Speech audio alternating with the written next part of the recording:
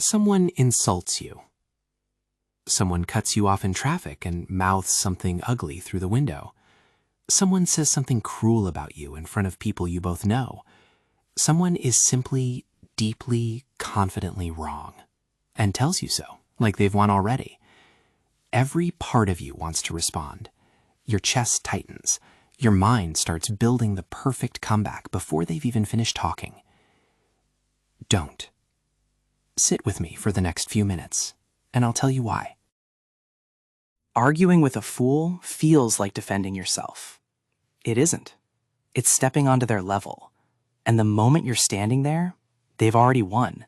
Not because they were right, but because they've pulled you into their game, played by their rules on their terms. There's an old line that stayed with me for years. A man who throws mud only dirties his own hands, not yours, unless you bend down and pick it up. Most people don't lose arguments because they were wrong. They lose because they showed up to a fight that was never about truth in the first place. Let me be clear about something before we go further, because this word, fool, isn't about intelligence. A fool in this sense is anyone arguing in bad faith, anyone more interested in being right than being honest, anyone who needs you to lose so they can feel like they've won. You'll meet brilliant people who are fools in this exact way, and you'll meet simple, quiet people who are the opposite. Wise, fair, worth every minute of a real conversation. The question was never how smart they are. It's whether they're arguing to find truth or arguing to win. There are 4 reasons this matters more than most people realize. First, a fool does not argue to find truth. He argues to win. You cannot win a game the other person isn't playing fairly.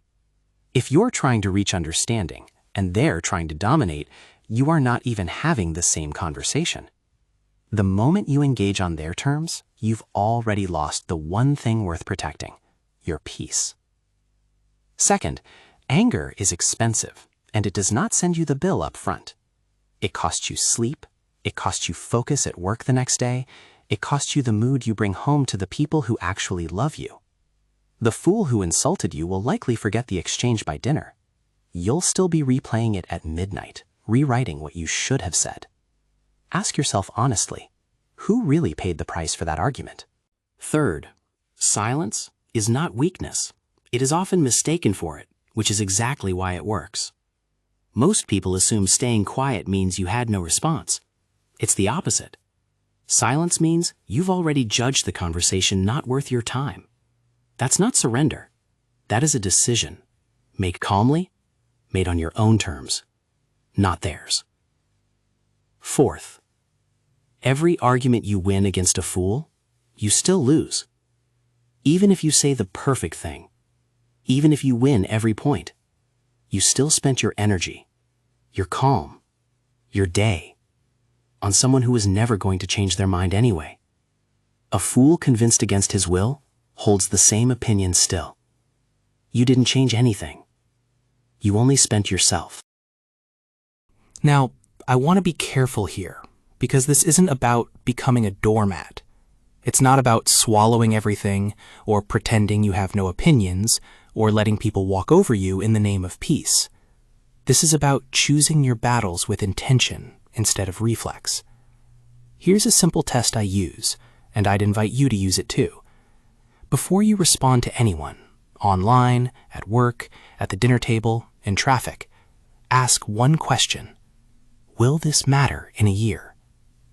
If the answer is no, and be honest, most of the time it is no, you already have your answer.